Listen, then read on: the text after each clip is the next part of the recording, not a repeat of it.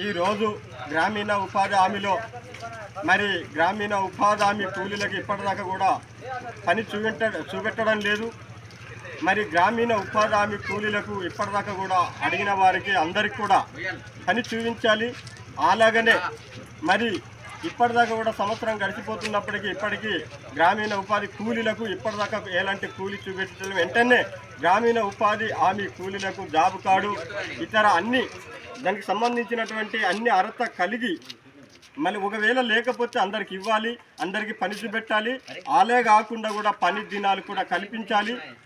అదే కాకుండా 100 రోజులే కాకుండా ఇంకొక అదనంగా 100 రోజులు పెంచి ప్రజల కూలీలు అందించాలని మేము కోరుతున్నాము. అదేవిధంగా మరి కూలీలకు కూడా రోజుకి 200 రూపాయలు అందే విధంగా చూడాలి. అదే కూలీలకు కూడా పని చూపించి వారానికి ఒకసారి బట్టబడి పడే విధంగా మీరు అధికారులు చర్య తీసుకోవాలని మేము కోరుతున్నాము.